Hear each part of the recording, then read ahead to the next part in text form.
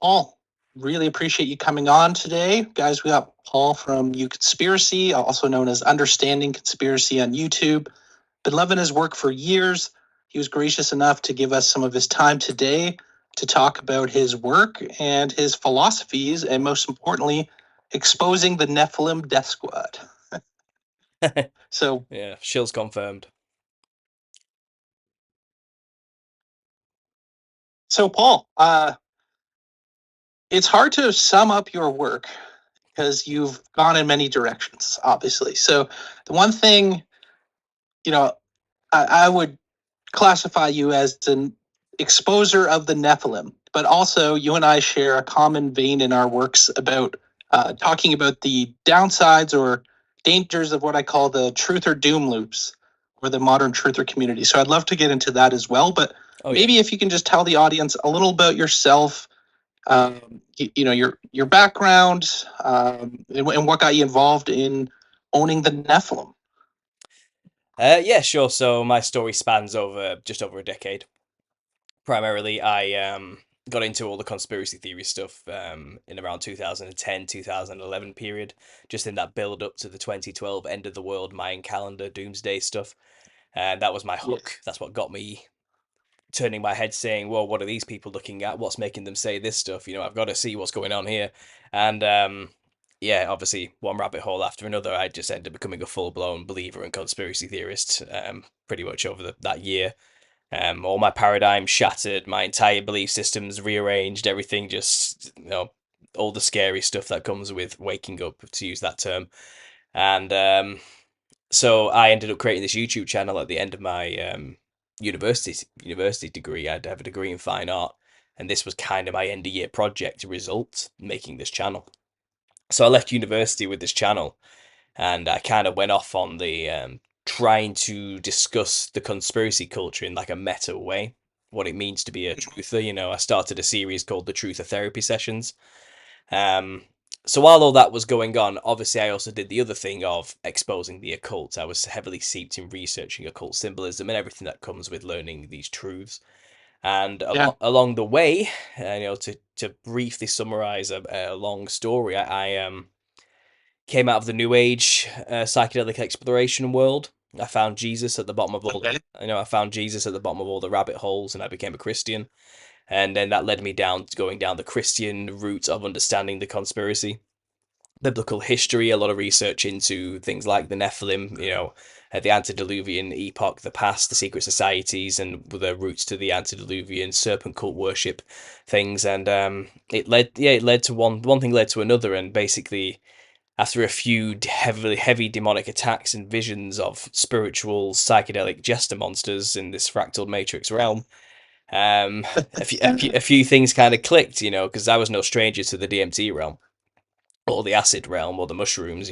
I understood all this stuff quite clearly. But when I started to quit those things after I was born again and, stopped taking these hard drugs and quit cannabis, I was heavily attacked. And I saw the spiritual war for what it truly was. I saw that this is more than real. This is terrifyingly real, in fact. And after a lot of that, basically the 2016 clown sightings happened. Yeah. And I'd had enough knowledge then, enough time in the world of conspiracy and the occult research to understand a thing or two. And I understood that if the media is showing me something, then there's probably a reason. They don't do it by accident. And the media was heavily leaning into the 2016 clown sightings. They wanted us to see it, and there was the reason for that, And I tried to ponder over the idea of clowns, Nephilim, demons. People see jesters on DMT. There's a link here. There's something going on, and now clowns are suddenly all over the media. So the clown is a symbol. I knew that as a basis. A symbol for what exactly? Why are they showing it everywhere? What does it mean to the initiated who they're showing these things to? And that led me down a heavy, deep, insane sounding, but very real rabbit hole. That it turns out clowns are a purposefully created symbol to represent the Nephilim of the antediluvian past.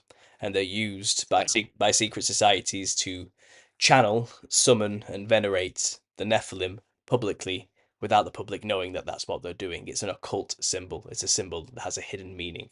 To the public, Yep. to the profane, it's something silly for the kids. To the initiated within these secret societies, it's a method of channeling by wearing the costume of a clown, the spirits of the Nephilim who are now disembodied and trapped in this fractal matrix, the DMT jesters to appeal to a more Gnostic New Age crew. But that's what it's the same thing as far as my research has shown. So they take these, they wear the costume to channel the thing. So this is most of my work on my channel. That's one aspect of it. That's the conclusion. But what I do is I prove through an anthropological study of folk traditions on every continent that they are still venerating or trying to scare away or in some way dressing like the Nephilim for multiple purposes, but the main purpose is to channel them. And you'll find there's a common thread throughout all these oldest folk traditions, oral traditions, and rituals by these cultures that they seem to dress in ways that are similar in aesthetics to what we would consider a Western clown. And I go on to prove that through all my work. And it's 42 episodes into a 7-year long series. I'm halfway through writing the book on the subject. And that's basically it summed up. Man, that's incredible. Thanks for that. Yeah, it's a ton of background, and it's very interesting, the parallels between yourself and myself. So, yeah, back in the 2012 days, I had a conspiracy blog, and I was hip to the Mayan calendar, the doomsday, but then I was doing like spiritual, like DNA activation meditations and all that. I never went down the full psychedelics, like I did mushrooms a bit and stuff like that, but yeah, that's interesting. And yeah, I'd actually really love to talk to you about your journey with Christianity, because I've been pretty on again, off again. I was raised Christian, and then, yeah, I was pretty new agey. Then I found out about, Blavatsky and all that. And then I became Christian. I almost died, and I felt like I was saved by God. And then I became a devout Seventh Day Adventist, and then realized that was a cult. Uh, and then, yeah, so I'm back and forth. I know you speak a lot as well about Gnosticism and warning people on that. And, I have a lot of, I would say, Gnostic leanings, but I also see the bad in that. So I'd love to really dive in there. But what I would be curious about first is just your experience around demonic attacks. You had mentioned that it was only once you got off of the drugs and kind of going down that rabbit hole that you felt demonically attacked. So could you speak to that? Sure. So you have to understand, I was at a point in my life when I quit them. I just left university, and I had been living for the past since the age of 16, basically up until the age of 23. It would have been when I left university. I had been living that life of smoking weed, 5 joints a day, every day, non-stop, morning till noon. Being sober for me was like a trip. I was not a sober person, not even close. Okay, and to be honest, when I look back after I quit cannabis in 2016, those 8 years of my life are gone. I don't really remember them. It's like a dream. You forget, because when you're high all the time, it's like you're in that constant psychedelic zone of dream-like state. Dude, That I've what been there. I know exactly yeah. what you mean. I used to be high all day, every day, Yeah. and you just forget. You're just in a trance. Mhm.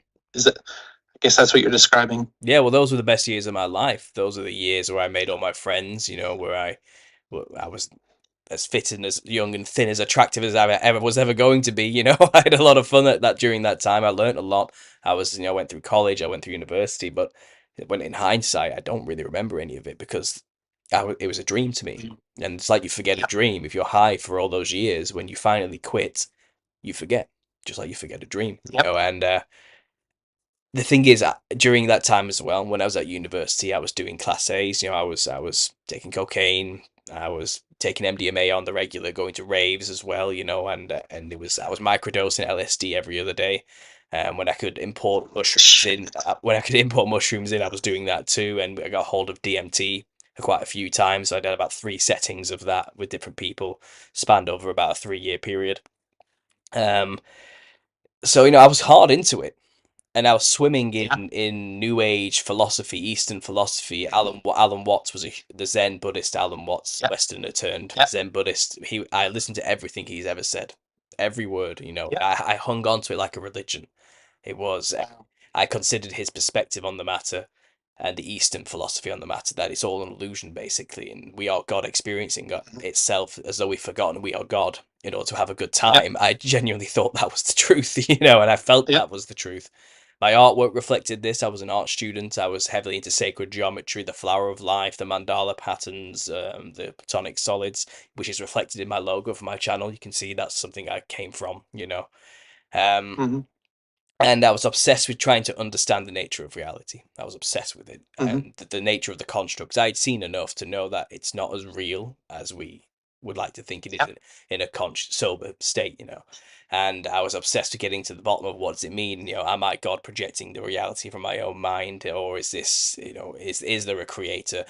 And I think, in hindsight, I was a perfect vessel for demons to live within because I was Mm. willingly doing the things they enjoyed. I was Okay. heavily promiscuous, high body count. Yep. I was taking Yeah. drugs. I was taking drugs regularly. I was raving regularly. I was in that zone of the perfect hedonistic lifestyle because Yeah. I didn't have a definition of good or evil. I didn't believe it existed. I thought it was just Okay. you live to experience because that's all you have. And when I look back at it, I don't really know what I believed. I was living in some kind of weird word salad, justified artistic world in my mind of nothing is real, everything's illusory. Yeah. I am a god. It's the fundamental Yeah. basis of what I believed. Yeah. But learning about the conspiracy stuff and then learning about the Christian perspective made me question these things. And it, I was at a point at the end of my university degree. Well, I'd burnt out every receptor in my brain possible. I was depressed. I was lonely. I was depressed. I was heartbroken. I had nothing left to give. I had nothing, and I had no answers. I was no closer. If I was a god, I was a pathetic god by that point. I was certainly not in any shape or form to be considered something akin to the creator of the universe, and I was disillusioned with that concept as well. And Yeah. I've been hearing preachers, pastors of multiple denominations online preaching their own version of the gospel, whatever it was, but the gospel was still coming at me, and I was hashing it out as well as still heavily into Yeah. that Terence McKenna, Alan Watt way of Yeah. thinking. And I couldn't square the two, but for a long time I did have that philosophy that Christianity and the Zen philosophy are actually very similar in many ways. They Yep. actually have many ways of living in the world which are actually pretty much the same. So I did kind of go down that zeitgeist understanding that Jesus is basically a Zen Buddhist master, or if not a representation, a symbolic representation of ourselves or the sun, and that we can all achieve Christ consciousness ourselves, and that Christ wasn't a real person, but a symbol or a message to make us realize that we are all Christ. So it's still going down that I am a God route for a short time. Yeah. I was swimming in the Gnosticism for about a year or so towards the end of my degree, kind of trying to square this Eastern philosophy and then this gospel. I couldn't. Yeah. From my perspective, I couldn't make sense of it straight away. I had to play around with the alchemical Gnostic principles. I was never really a New Age Yeah. hippie. I was never into Yep. crystals and chakra alignments. I was never in that zone. I didn't have Yeah. dreadlocks or anything. I wasn't wearing tie dye. Like I have never been that guy. I grew up Yeah. relatively atheistic and logical. If I can't see Yeah. it, then I don't believe it. And then obviously after doing salvia at the age of 16, that flipped everything on its head because I realized, well, everything isn't what I thought it was because what I see is not all that there is because I've clearly seen this other dimension. So that's what led Yeah. down the heavy drug exploration from the age of 16 to like 23, 24. So come Mhm. 20, come 2014, like I said, I'm at this point. I'm a puddle. I'm a mess. I have no direction in life. I don't know where I'm going. I have no answers. I've got this useless degree in art. I've got to come home and get a job, and I don't know what I'm going to do with my life. I'm lonely. I'm broken. I can't feel anything anymore. I was just a mess and probably borderline suicidal. So one day in Excuse me.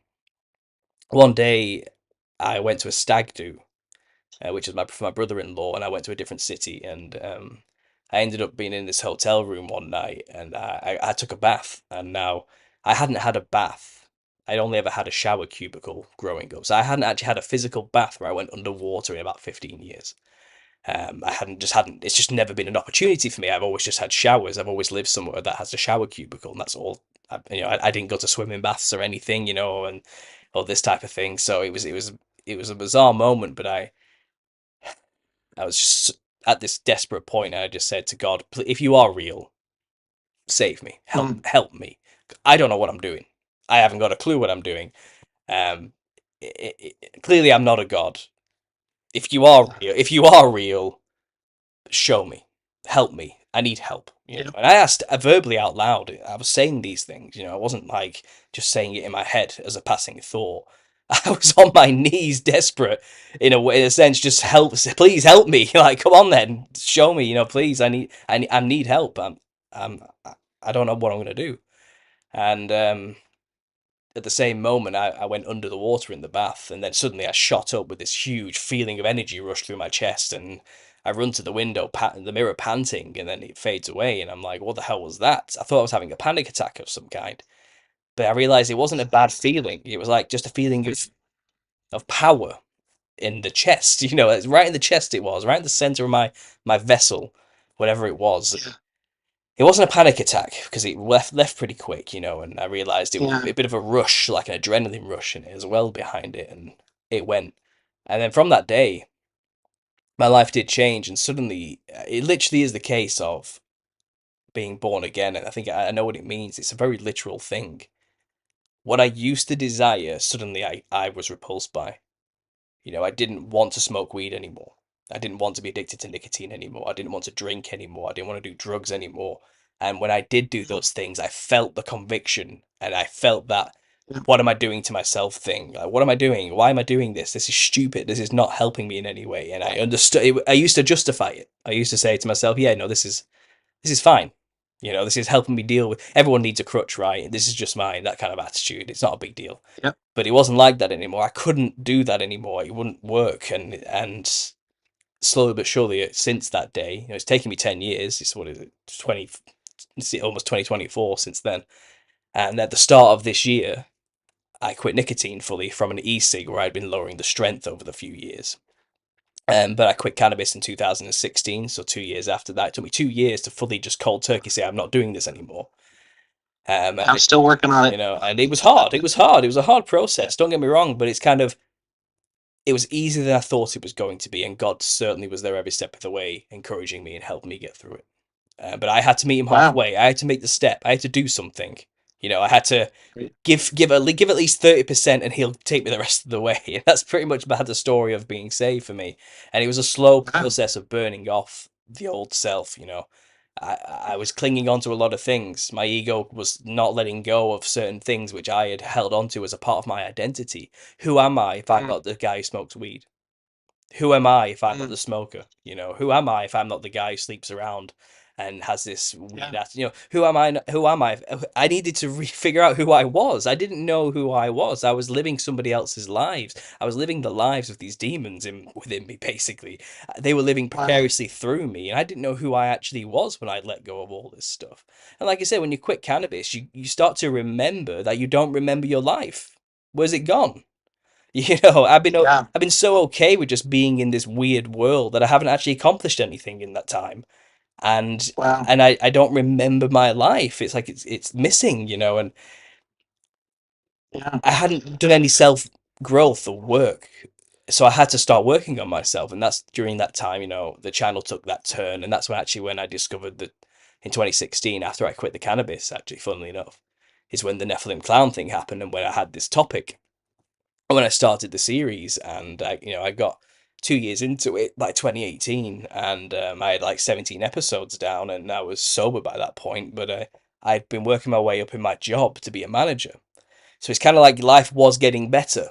Money was coming in finally. I had a purpose. People relied on me, needed me at work. I was in charge now, and life did just get better, and the debts got paid off that I was so worried about from university, and the addictions left me, and all this type of stuff started to happen, and I felt the supernatural guiding hand through the whole thing.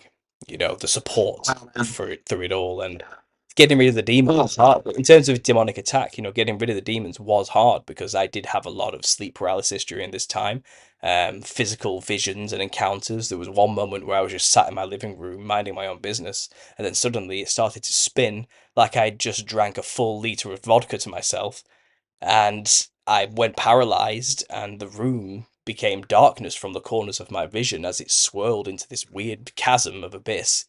And I felt like I was dying. I felt like this is it. I'm literally dying here. My body's shutting down. My brain's dying. It's turning off. You know, wow. I could feel my essence leaving me. You know, and I just said, "Jesus, help me!" Instantly stopped. Back in the room, Wow. and Yeah, I've fully heard on. that before too. And that was edifying for my faith. You know, that's one of those moments where like, okay, so it works. It's like God was trying to prove to me. It's like He let the demons have at me for a moment, and I used the full armor of God and the weapons we've been given through faith, you know, and through belief in Jesus to fight the spiritual war, and He proved to me it works. So I couldn't, from Mhm. my own personal experiences, deny it in any way. You know, I'm died, and that's it now. I believe. I'm done. There's no going Yeah. back for me, you know. And I've let go of all these old philosophies I used to have that of nothing but vain nonsense to make me feel like I am a god and make my they feed off my pride. They build up my pride and my wants and desires as a human to have power. That's all these philosophies rely on to have any power or sway in your own life. And Mm. I was humbled. I was made clear that you're not all that. You need to sort yourself out. You're a mess. You don't even know who you are. You know, and it's kind of Yeah. I I learned a lot in the 5 years after this because like I said, explained before the show. Come 2018, I had this series in full swing. My workplace actually found out about the channel, and they made me stop. They said you can't have this channel and be a manager. I had just become a manager, by the way. You know, I had just become one, and I'd worked hard to get there. So, Yeah. in my moment of weakness, I just shut the channel down, and I decided, okay, I'm just gonna focus on me for 5 years, and I did a lot of work in that time, learning what it means to be a leader, to lead people, you know, and to what it means to Mm. be against narcissists in the world who are power hungry, who fight against you for these type of things. And I'm not that, you know, and I learned a lot in that time about how the world works. And I also, you know, moved out of my mum and dad's house, got my own place. You know, I Nice. met my beautiful now wife. You know, I have a wonderful 2-year-old child. Everything just my life got exponentially better the more I let go of Congrats. my old self and kept my focus on God and Congrats. what it means to actually be sober and clean and keeping your focus on Him. And you know, the results are there in my life to make me believe it works. It works. And those other philosophies, those other beliefs, the drugs, these vain ideas that you are somehow all that stuff, it leads to death and misery and pain. It's not going to, Yeah. it will not save you, you know, and that's my message basically. And I get a lot of people who hate me for saying this. I get a lot of hate messages from people who think I'm just No, I. they think I'm an absolute moron, idiot, stupid, myopic viewed Christian who just doesn't understand the world. But they don't get it. I wasn't raised a Christian. I wasn't born into a church. I don't even go to church now. I think churches are naive. I don't think they actually know what's going on at all, and they're not my people, you know, in that respect. Sure, they may be Yeah. saved and have the gospels, but they don't know anything about the stuff I know about. You know, I'm not. It's. I think they have this idea of what a Christian is in their mind, and I'm hoping to prove in my channel, no, it's not that black and white. You can't just die cast us Yeah. like that, you know. And Yeah. Well. there you go. Yeah. I. It's so interesting you say all this because I've had so many similar experiences, but also we've deviated, and so I'd love to really dive into that more because pretty much where I'm at is, back to what I was saying before. I found the New Age thing. It was a psyop in itself. It led to a lot of destable, broken houses and families. Like, guys, if you look into the New Agers in 2013 after the 2012, like people were broken people, right? And so I saw that in the New Age. And then I saw the debauchery in the modern world. Like, it's clear there is some non-human evil thing running the place, and I clued into that when I was like 12, right? And so that really gravitated me towards Christianity, and also the gospel itself of Jesus, right? The like the concepts. in there is there's such a deep spiritual truth within it, right? And so, but then, so why I currently don't identify as Christian, even though I would say I'm very Christian adjacent, is because I went through it for years. I went through many churches. I went through also seeing the downsides of Christianity. You know, it's almost impossible. I've seen for Christians to not judge other people, and the lack of belief. You know, like when Jesus Christ says the Spirit of God dwells within you, I believe that.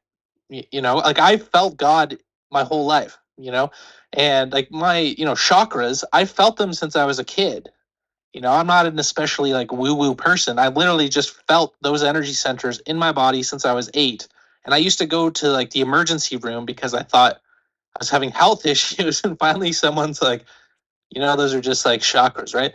And I never got any understanding of that in Christian circles, right? And then also, I've started to more and more spend a lot of time in nature, and I realized, being in nature is where we need to be. Like I don't worship nature and hug it, but I realized that there's a deep grounding in spirituality in getting out of the modern world that I think is largely a prison and a trap, which I think you'd agree with, and being closer to nature, right? And I think most Christians have a psychology of almost just dominion over nature and the natural world and a lack of appreciation. Like whenever I see, like I live out in the mountains in the middle of nowhere. Every day I see the miracle of God.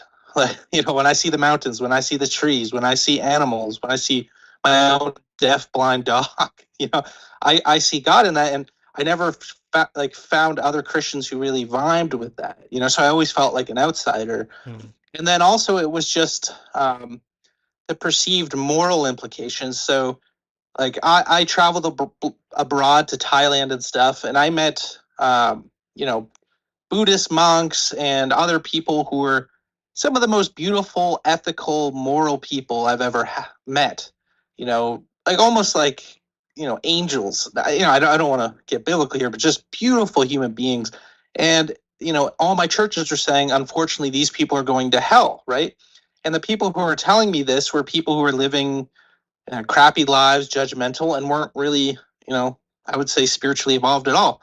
And so, that was a very hard thing for me to reconcile, right? Is that I believe those were people of God, and I believe God was guiding them, and I believe God's written like his or their hearts on, like their law on our hearts. So there's a lot of principles in the Bible that I really vibe with, and also the nature of evil, right? I don't like the subjectivism in the Gnostics and New Age at all, where it's just like, oh, everything is this, yada yada yada, you know. But so I've really struggled with that aspect, Yeah. But then also, yeah, let's say, yeah, in terms of Christianity, I do see. It is very much a choose your own adventure, right? Like most Christians don't believe the whole Bible. They kind of gloss over some sketchy stuff in the OT. you know, like I don't want to worship a God that at one point thought eating shellfish was a death sentence. And so Christians kind of do pick and choose. Like I don't know if you think the world is literally 6,000 years old or not, or what elements you buy into, but with Christianity as well, it's hard to define, what is a Christian as well. So yeah. So but what's interesting is I still feel so drawn to it. Like I read my Bible, I pray, I also meditate, but I feel really drawn to the message of Jesus Christ, and I think there's a deep spiritual truth there. So yeah, I guess I just love to get your thoughts on that, because it sounds like you've gone through a similar journey kind of in a different way. Yeah, I mean, look, there are some bad Christians out there. There are. Yeah. Okay, like I said, I've been there. I've seen that. And I think that a lot of Christianity, like you said, this need to put nature down and to dominate. I get that attitude. I've been accused of the same thing apparently. But if you go to my Instagram, you'll find I'm a nature photographer. Yeah. I love what God has created. But I wasn't thinking Yeah. that way when I was taking those photos. I just love nature. And I think it can go two ways for a lot of people, the love of nature. It can be, okay, nature's beautiful, therefore I'm going to venerate it, or nature's beautiful, something created this. I want to get to Yeah. know. I want to get to know him. It can go one or two ways, And And I'm there. this is what I mean. And look, I don't think the creation itself is evil. I think it's a creation of God. Yeah. I think it's an incredible thing, and obviously a lot of Gnostic thinkers and even some Christians I've heard want to go down this route that it's not important because it's just an illusion anyway. It's not really real. It's going to get burnt away in the end. So why care about anything that happens here? That type of attitude. Yeah. And some people Yep. have gone down that more Gnostic route of it's a prison created by the demiurge to keep us trapped here in our evil flesh prisons, and our souls just want to get out, and Yeah. I don't think that's useful thinking at all. I don't think that's even true. I think God created this beautiful world for us to exist in, embodied in this amazing, complex creation. And it's up to Yeah. us to either take that gift and do something with it useful or Yeah. to not. And I think people who are against Christians need to understand there's a huge difference between walking after Christ and being a Christian and churchianity. Yeah. Christianity and churchianity are not the same things. There are corruptions in this Yeah. world. There are forces at play, spiritual wickedness in high places that have co-opted institutions and turned them into something that is dead spiritually. Unfortunately, Yep. and there's a conspiracy here. This is why I'm into Yeah. all this stuff. Yeah. And so you can't look at the horrors that of the Catholic Church and say, well, Christianity and God is evil. You can't look at Oh, the yeah. money Oh, yeah. obsess. You can't look For at the sure. money obsessions of the super mega churches, who the prosperity gospels, and say Christianity is just a rich white man's game or something like that. Yeah. Can't die cast it like it's so simple. What you need to do is get a relationship with God, a personal relationship with Christ, and get to know His message, and talk with Him, communicate with Him, and He will show you how complicated and corrupt the world is. Yes, and how He is the way to be saved within it. But I do believe He Mhm. gave. I don't believe we're just here to suffer until we get to go up into heaven. Yeah. That's very simplified. That isn't even biblical in any way. Christ suffered. Yeah. We will suffer. Just as a Buddhist understand, life is suffering.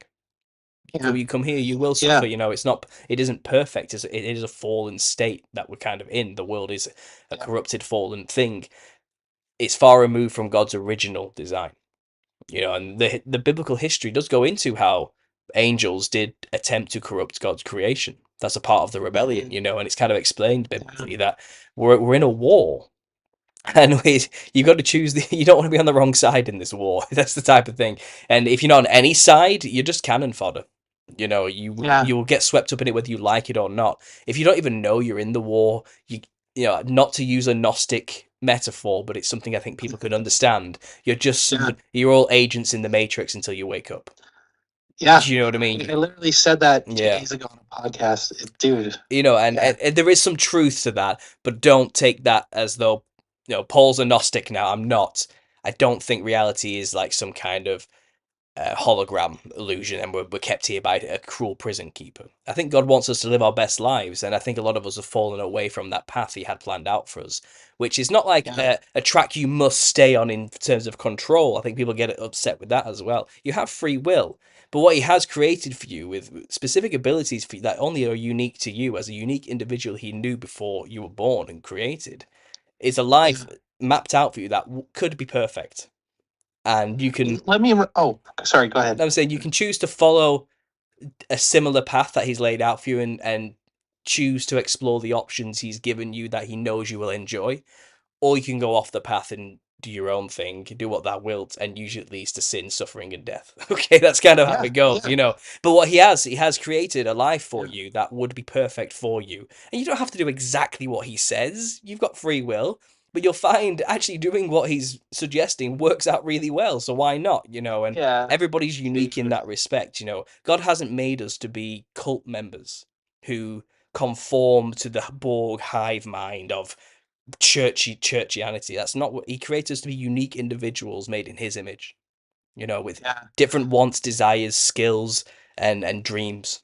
He true diversity in Yeah. that sense. And He wants the best for us in that respect. And I believe I was off that path for a long time, but since just Yeah. giving myself over to Him, He has beaten me into the right place at the right time, and Dude. Yeah. I'm now a free agent with my own YouTube channel and my own company, married with a child, and it's kind of everything I've ever wanted has been given to me. And Man, In, So awesome. and it's all part of, again, you have to humble yourself and say, I don't know everything. Yeah. Maybe I need some help. And a lot of people are just not willing to ask for that help because they are too proud, and they want to believe that, well, I've learned all this intense stuff from these other places, and I'm so smart, I'm big brain, that I can save myself somehow. If I just know enough things, I can be happy. If I just know all the stuff and all the esoteric knowledge and all the occult secrets, I can transcend out of this flesh prison that God's Yeah. trapped me in and makes me suffer within, from their perspective. And I will get out of this cycle at the end or something. And no, there's only one way to be saved, and it's just to accept the simple, very simple gospel. Just believe that Jesus Christ came and died for your sins. That's it. Well, Yeah. it's too Yeah. easy. People don't want an easy option. It is easy. Yeah. That's the problem. So I kind of covered a few things. You said a lot there. I think I might have missed something. If there's anything else you No, to cover, let me know. But yeah, no, you're all good. It's so interesting. Like, we track so similar. Like like 5 of my friends are dead from drug overdoses. I lived in a really rough area. Same thing, womanizer, going out every night, boozing. you know I was working a job I hated downtown. I quit my life. I moved into the middle of nowhere, and now I got a fiance. I felt led and protected by God. you know but yeah, on the Christian thing specifically, like, for me, I just see it as, like, literally false but spiritually true. And my main problem, like, yeah, I want to run a few things by you. I'll get your response, and then I don't want to do the whole talk on this, but sure, go. for me, okay, the Gnostics, I kind of consider myself a spiritual Bruce Lee, right? Like, the Buddhist concept of the ego is so deeply true, and something that when you become aware of it and you separate from the ego, that is like spiritual fire. And you've talked about that, and almost no Christians talk about that. And I think that's fundamental to, you know, developing yourself spiritually. That's number one. Also, the Gnostics, the demiurge, I could see that being kind of true, because there seems to be an energetic harvesting Lucian component and an intentional, trying to suppress human nature and human flourishing, right? And I think both the Christian map and the Gnostic map, it's an interesting lens to look at the situation, right? But with original sin, that's something I really struggle with. My my biggest problem with Christianity and the way it's interpreted is the idea that we're born, like, a child is born into sin, right? And by nature of merely existing, that you're hellbound, right? And many Christians have different approaches to that. I actually, funny enough, believe there is a hell realm. Like, I do think that based off your consciousness, you will go to lower or higher realms. Like, I've seen that as likely true, right? So, do you see what I'm trying to get at here? Like, Yeah. I kind of, I'm very adjacent, but these are some of the issues I've kind of struggled with. And then also with consciousness, like, I've experienced the power of, like, positive thinking, like doing prayer, but visualization, and that actually bringing reality to existence, and then that being explained by, say, quantum theory, or something like that, the observer effect. And I've seen this in my own life. Like, if I become really positive and full of gratitude, like, miracles just happen in my life. People come up to me, like, you know God will present things to me. So, like, I've seen a lot of that new agey kind of philosophy as well, you know be true, and work for good. And I see that as God, right? And last thing, and I'll give you the floor, then we'll talk about clowns, because I really want to. But Yeah, yeah. I also struggle with, just anthropomorphizing God. Like, I believe God is infinite, maybe ultimately knowable, but unfathomable with our human minds. So I think, there's a knowing within us that is of God. But for me, I'm not judging you or any Christian, but when Christians talk about the nature of Christ and Jesus and all of that, it actually feels almost blasphemous to me, because I'm like, I don't want to pretend to understand the nature of God or what God thinks about me or its judgments. I want to try to understand or comprehend or pray for understanding of some kind. But I see Christianity as just like anthropomorphizing,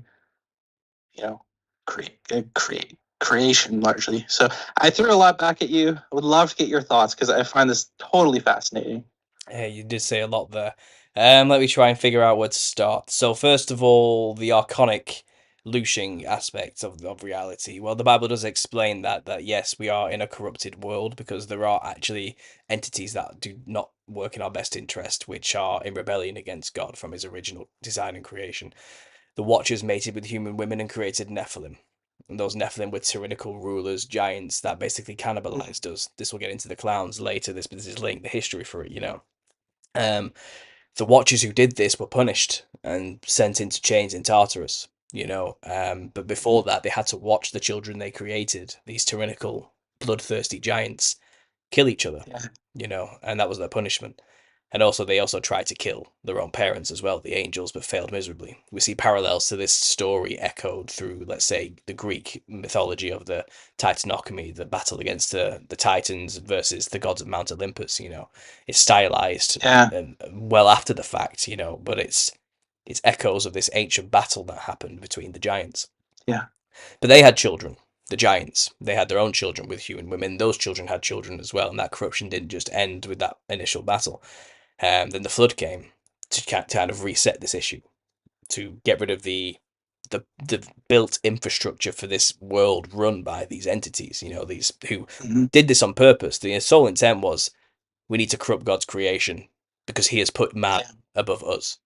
He put Adam above us, and we were here first. Basically, it was jealousy and pride that made that decision to corrupt God's creation. And I get into it on the channel. It's more psychedelic than you think. For an angel to leave its allotted place is no simple thing. Angels play a role in creation, in making it happen. For them to leave their place in creation has psychedelic consequences. It breaks the machine. It's like removing a cog from a clock. Okay, that's the role angels play. They have things they have to do to make the thing happen. They're a part of creation. The thrones, for example, and the wheels hold up the firmament. It's described in Ezekiel. That's their place. They can't move. They're not allowed, but they're an angel.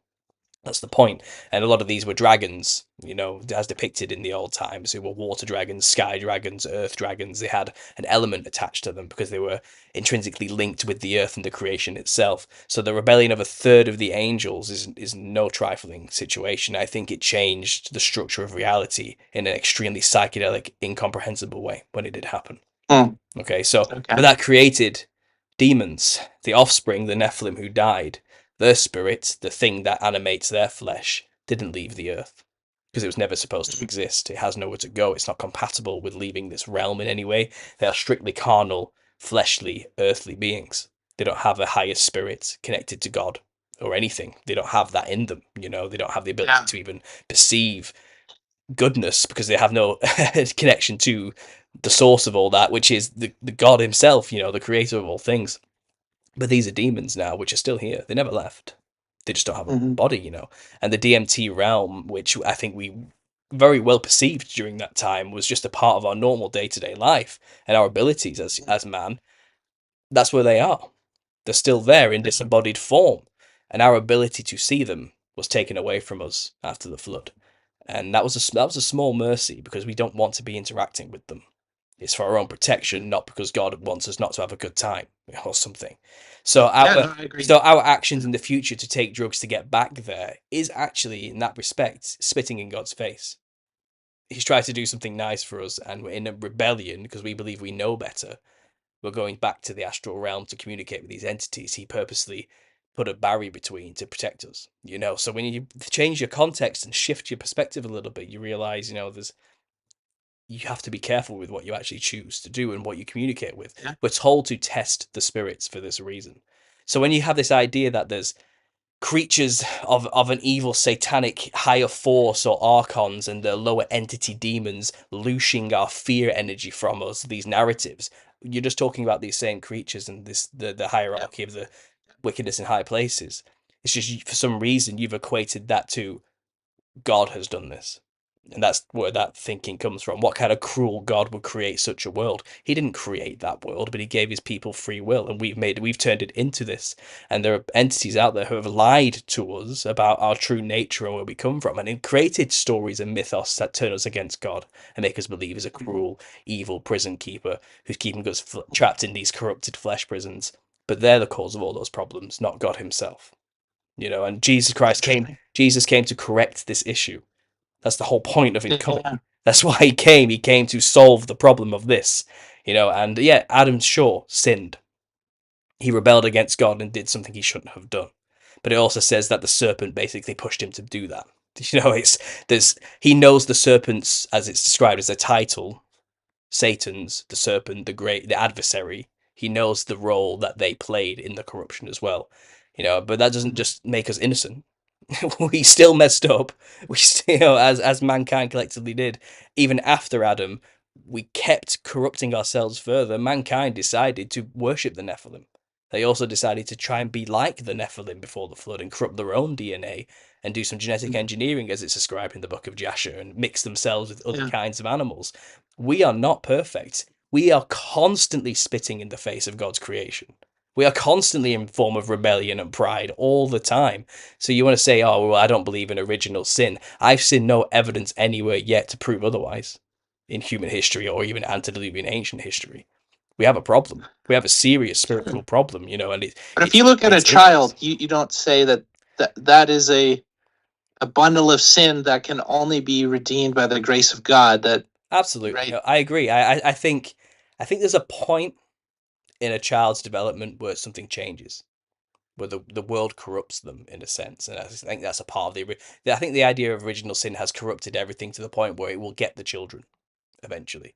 I don't look at my toddler and think you're a sinful, horrible mess who needs saving either. I don't think like that. Yeah. As a Christian, I don't see it that way. I think if he, God forbid, were to pass away now, I don't think he has an issue of salvation. I really don't. Okay. Yeah. I think the God. I always struggle as a Christian though, right? Like I used to be like I did Bible studies 3 hours a day, 3 days a week. Like then all day Saturdays as an Adventist, I fasted for 3 days without food or water. And I always had this feeling or compulsion that it was never enough, right? That like I was always falling short, to the point when I worried about gluttony. So like I would only eat one piece of toast and then I got like severely underweight. And, like that's something I really struggled with is when I was a devout Christian, there was a little thing in the piece back of my mind that I still wasn't sure if I was saved, and I wasn't sure if everybody else was. So, and that's where I felt where I felt it was like a kind of loosening or energy attack, because I constantly was fearful.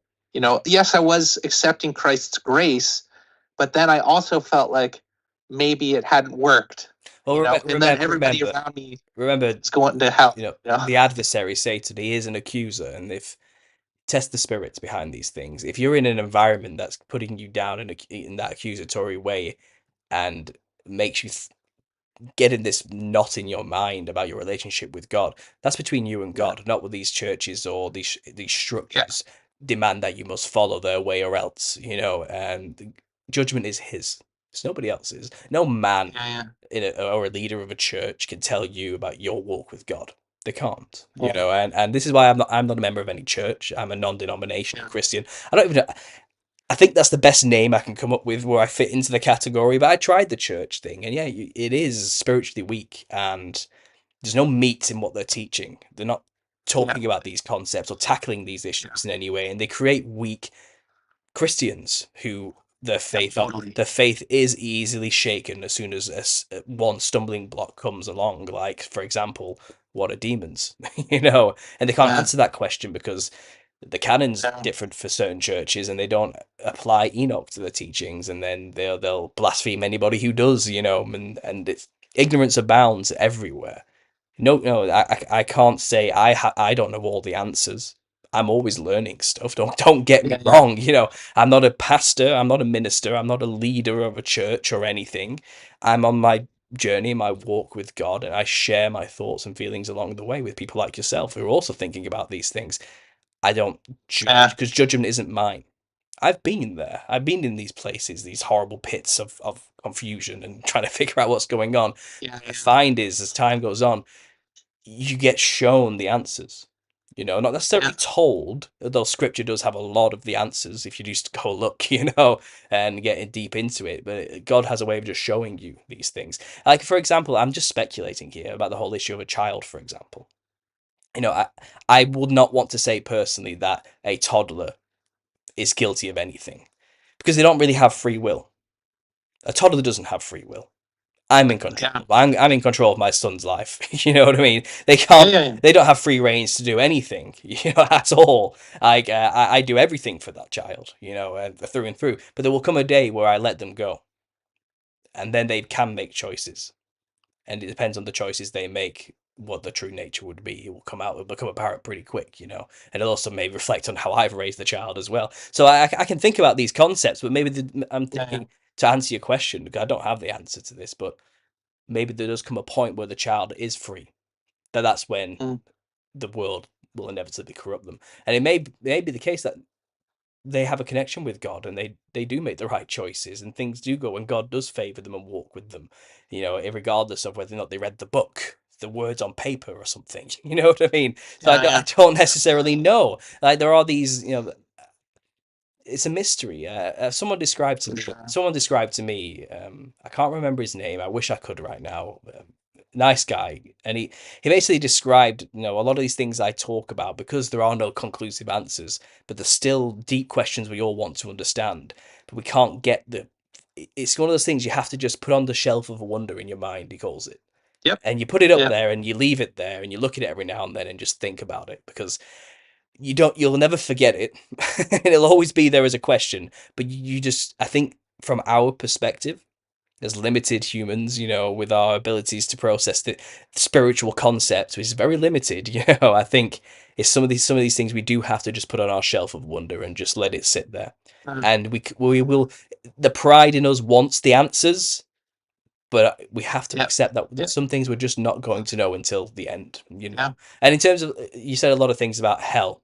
I think a lot of people are confused. I don't think there's a place in the clouds all the good people go when they die, and a place full of fire and brimstone all the bad people go when they die. That's not even a biblical concept. I think that's Dante's Inferno. I think that's just from a book someone writ ages ago, and it kind of got assumed that that's what happens. I don't think that's even doctrine in any way, shape, or form. I'm pretty sure it says when we die, we sleep until the final white throne judgment at the end of time, where all the dead is raised, and then a judgment is made, and those that aren't written in the book of life are basically cast into it says kind of like a fire, but it's implying it's just erased. It's not eternal torture.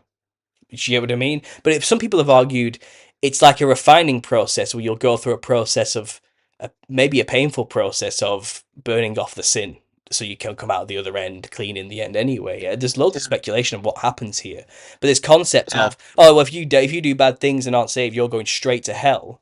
That's not actually technically biblical. Like, he doesn't say that anyway. No, that's true. But that's a churchianity problem. That's what's preached from the pulpits of these controlled organizations that have a vested interest of a tax-free rebate and all these. It's something else. It's become the cult of the pastor rather than the following the ways of Christ and the teachings of the Bible. There's a lot of corruption in these teachings. Don't listen to what the people are saying. Read the book, because the book will tell you there's not this eternal burning hellfire. I think there might possibly be the lake of fire for the evil people in these spiritual places who are leading humanity astray. I think the angels will be punished extremely severely, because the standards on them are higher. So there may be a lake of fire for them, and it's described as, that's where they'll be thrown. So, all right, I see where you're coming in at. Yeah. Because, I mean, you can argue both biblically, right? They talk about Jude, they suffer punishment of eternal fire. Mark, where the fire never goes out. But then there's, exactly as you said, they die, we go asleep, then there's the final judgment, and then you're tossed in a pit. So anyways, I don't want to bog everyone down too deep in scripture, but I really, really vibe with what you're doing, man. And I really appreciate, like, you're standing up for Christianity in a time of the most weak sauce Christians on the planet. And so I really love that. Mad respect. Also, mad respect. I see it as the remnant. I do see it as a remnant church in Christianity, where young people who are now becoming aware of a lot of the control mechanisms are, preaching these types of messages. So, dude, 100% on board there. But don't want to board all the listeners who are. I'm on your chat actually because you got a good crew with you there. Who I think are getting a little tired of the God talk. Well, too bad for them. But what I'd like to do actually is just walk me through high level what the Nephilim are. How do you think they're interacting with us today in our world? Sure. So as I Just explained, like yeah, as it first of all, I think it's a sad state of affairs that I'm the one that has to try and revive Christianity in the modern age. Like, that's not. I don't know what. It's a sad state of affairs if that's the case. Anyway, onto the clowns. Yeah. So I explained earlier the Nephilim are the offspring of fallen angels, Watcher class angels specifically, who mixed with human women. Okay, so there's a lot of history there. I just underlined a few sentences. A huge chunk of ancient history that has been represented in many other cultures all across the earth. Things coming down from the sky and mixing with the land and creating giants is a common creation myth for many cultures. A lot of cultures consider this their creation story, and what they're actually looking at is the creation of these particular creatures that are known as the Nephilim. So, first of all, the Watcher class angels are primarily described as seraphim. So they are actually fiery flying serpents, where the word seraph has been used is usually to denote the burning of a viper's bite of some kind.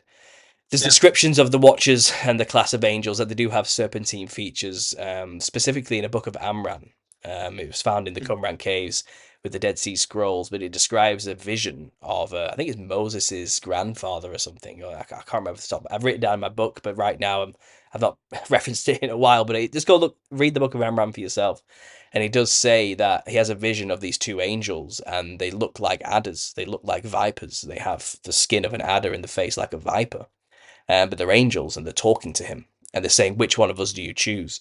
And he says, oh, there's a good one and a bad one. There's like a fallen angel and a real angel. I think they try to say it's Belial or Heliel and Michael. It's basically the devil and Michael, but they both look like snakes. It's kind of, it seems like angels, a specific class of angels, the ones closest to God who fly around the throne of God, the seraphim class.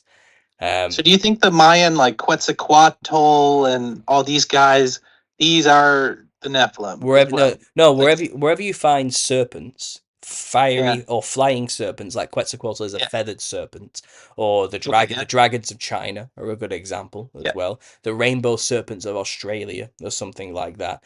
Sky serpents, big snakes in the sky, flying serpents, fiery, whatever that is. You're talking about the Watchers. These are the angels. These are the angels, seraphim angels, that were appointed by God to watch over humanity. Okay, they had a job to play. They had a job to play, an important job to play, to look after us. Basically, they didn't. They rebelled along with the rebellion and decided to mate with human women. And as a result of this unholy union, not ordained by God, a creature was created, which is known as the Nephilim. And these were hybrids. They were half angel, half human. Now, primarily when people discuss the Nephilim, anywhere in the past when I was doing my early research on the Nephilim, you're going to see images of incredibly hench-looking humans who are just really big. Okay, like 6-foot giants, or like 8-foot giants, well, six-fingered you'll man, see drawings and depictions and artwork of really, really big humans. Okay, and they look like incredibly hench Conan the Barbarian style men, and people say Nephilim because you've got a small man stood next to him. Okay, and people have always leaned in naturally to imagine that the Nephilim would have just looked like humans but really big. But that's not at all the case. That's not what history tells us, actually. When you look outside of the Bible and look at folk traditional cultures around the world who talk about the builders of their civilizations of the ancient past, they call them their ancestors. and the ancestor spirits they still communicate with today, they don't depict them looking human. They depict them looking like some kind of psychedelic, fractaled, polka dot feathered serpent monster. Yeah. Okay, because that's what the Nephilim actually looks like. They looked like a hybrid between a fiery, flying, snake, divine angel monster with a mammal, a human. So, can you imagine what that would actually look like when come together? Well, my entire theory basically purports that it looks like a clown by our standards today. So Sounds let's like my ex-wife. so, Ew. so No, just there were many classes and denominations going down from the original Nephilim. Okay, because like I said, the Nephilim themselves then mixed with human women and created quarter demi gods, quarter gods rather than half gods, and yep. then their children also, and it's explained actually as the in the book of Enoch, I think it is, as the Eliud, or the first class Yep. below the Nephilim, then the Elio, or the children of the Nephilims and Nephilim, the grandchildren of the Nephilim and the great grandchildren. And they get smaller in each iteration, and then variation starts to come in. You get hairy ones, you get weird looking ones, you get long necked ones. Things start happening, and they're not as clownish as the original Nephilim were. I think they started to get a lot more human the more watered down the genetics got, and instead you got eventually you got 9 to 10 foot tall Nephilim creatures with elongated heads but looked pretty human. Do you know what I mean? They had weird long features, like longer noses, longer cheekbones, elongated foreheads, snake stuff, like Yeah. stretched out stuff, big smiles, maybe wide mouths, but they looked relatively human-esque, and they were just tall, like 9 to 10 foot. Bro, These are the lower is ones. Rothschild Nephilim? You've probably seen it. They got those Yeah. elongated Oh, skulls.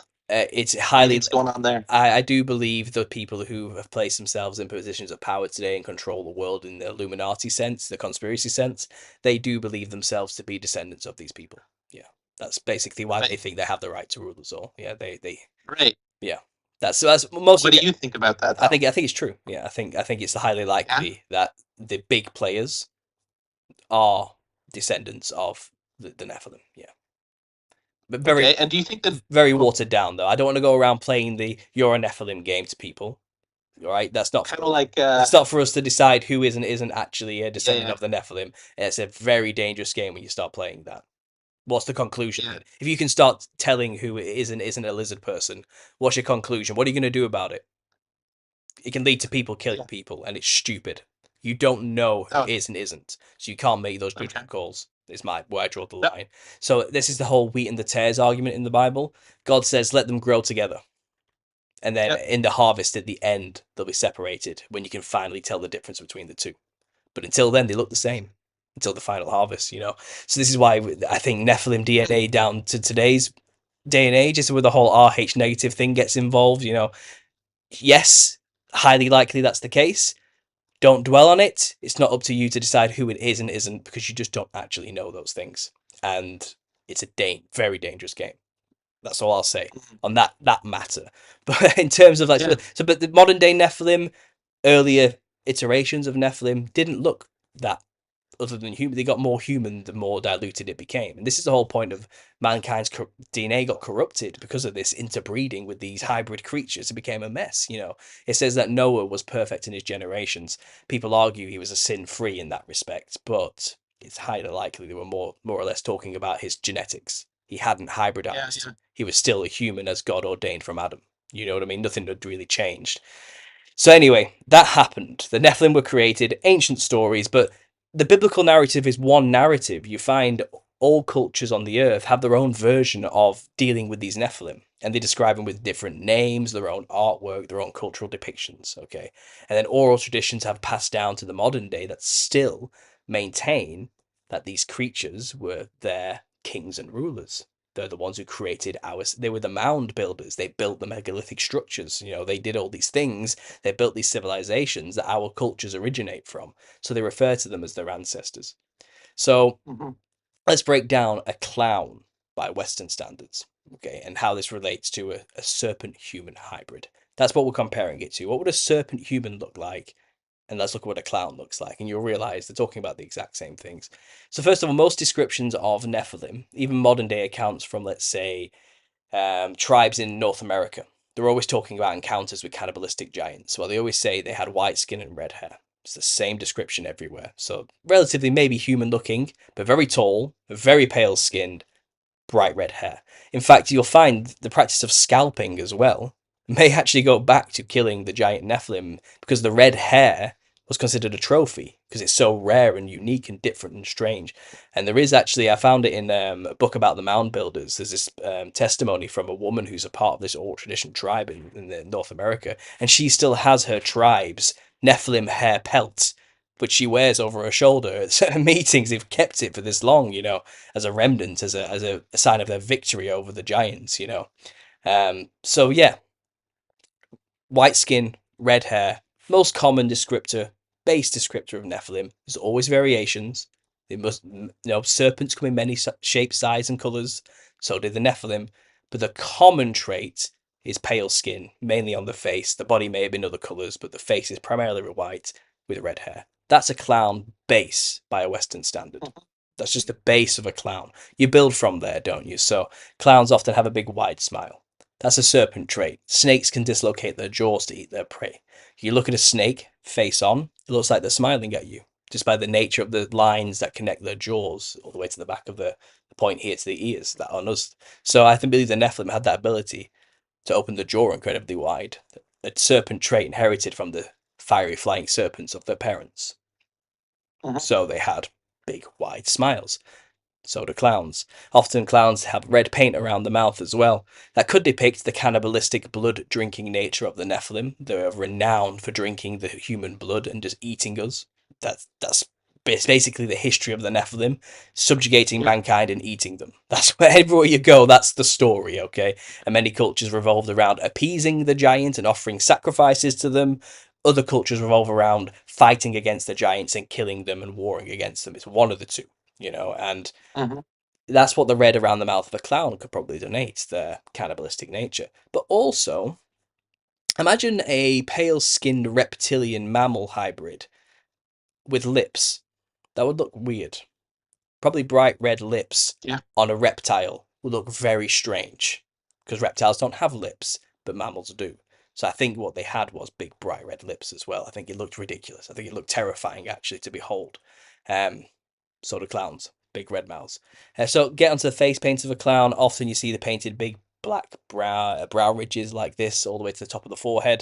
It makes the forehead look bigger. Common trait of most Nephilim creatures, elongated foreheads. We've found the skulls all over the earth that they have elongated foreheads. A lot of clowns are often depicted with pinheads, cone heads, a skull cap of some kind to make the forehead look longer. The high brow ridges accentuate that point. But also, if the person with the face paint on closes their eyes, it looks like they have huge eyes. The Nephilim also were said to have large glowing eyes. Often that's painted blue or something on a clown. Big blue glowing eyes, another common descriptor of Nephilim creatures. You can actually find like sculptures from maybe Egypt, for example, of these bug-eyed people with big blue eyes. They painted them blue, like gold statues with blue eyes, because that's what they looked like. They had big, bulging, crazy-looking eyeballs, like a snake would, bulging out of their weird-looking head. So did the Nephilim, so did clowns try to paint that feature with their makeup. The slit going down the eye is another common feature of clowns as well. Clown makeup, that's a serpentine trait. The slit pupil. The cross is another common one. That's denoting metaphorically that they are dead. They are undead spirits now.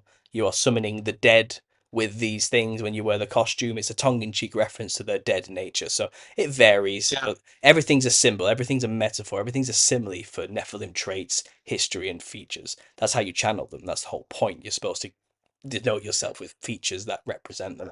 So that's pretty much the face. The nose is an interesting one. Big, bright red nose. The classic story is a clown fell over, broke his nose one day during a performance and was bleeding. The audience thought it was hilarious, so then it became a common thing that was used from then on. I think that's nonsense. I think it actually is a literal feature the Nephilim will have had. Now, not all Nephilim would have had big red noses. I think it's something that developed as they aged. It turns out there's a genetic condition that incredibly pale people get in Northern Europe called the Curse of the Celts. It's primarily a white person problem, but other races can get it, but it's rare. It's primarily a Northern European problem, which is why they call it the Curse of the Celts. And basically, it's a form of extreme rosacea, which, first of all, on a white-skinned Nephilim. Now, not like me, not pink and rosy like me. I'm talking like porcelain, vampiric paper white, creepy white, leprous white skin. That's what the Nephilim had, not natural at all. But if they had this extreme form of rosacea, which extremely pale people do develop, it's likely they had multiple red patches all over the skin, like polka dots of a sort. But also, it can develop as they age into what's called a rhinophyma. It's where the nose starts to grow and gets bulbousy and red and full of pus and weird, and it becomes a huge big red ball on the end of the nose the older they get.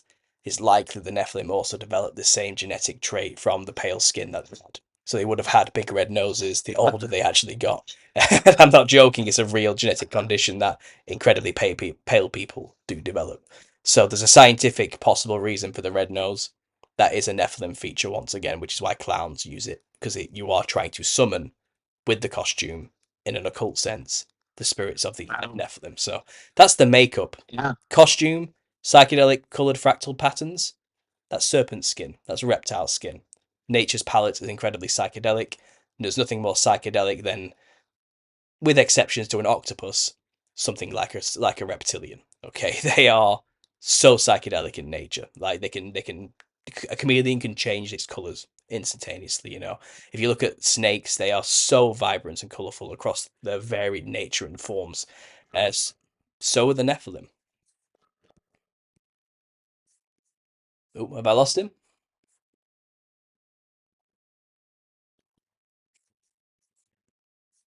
Are you still with me?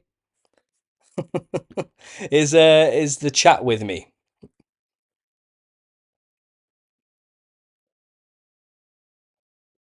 Can anyone still hear me in the chat, or are we completely cut out? You're still with me, guys. Okay, so we've lost the connection with him, have we? That's strange. I'll just call him back. Let's see if we can't get this back on track. From his end, he'll just delete this bit. That's whatever. For us, when it's live on our channel, I don't think he can do that. So let me just hang up and call him back and see if we can't get this back on track.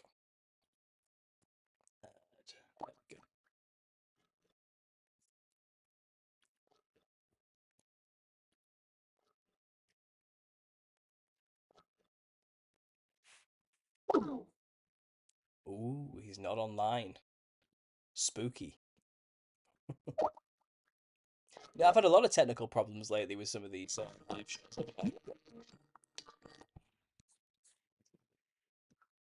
Are we back? Damn it. Yeah. We're back. There we go. All right. Right, where Sorry was about I? that. Where was I? Costumes, yeah. Right, the clown is psychedelic and crazy, okay? Just like a serpent skin would be. That's why they wear the multicolored clothes. It's just a parallel to the serpentine nature of the Nephilim. The ruffle around the neck is a really good one, because it turns out reptilians in Australia, certain lizards... Ooh.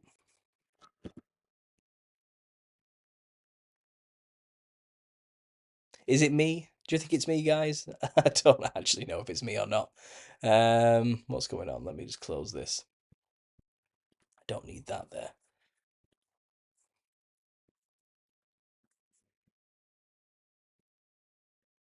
He was speechless by your takes, Paul. Yeah, well.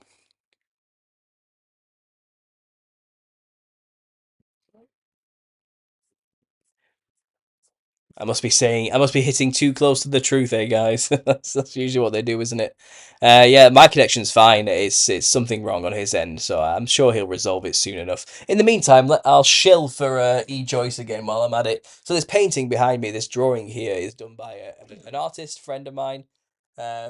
She sent me this in the post, which was really nice of her. She goes by the name E. Joyce Artworks. Let me just bring this up quickly so we... Oh, I think I'm back.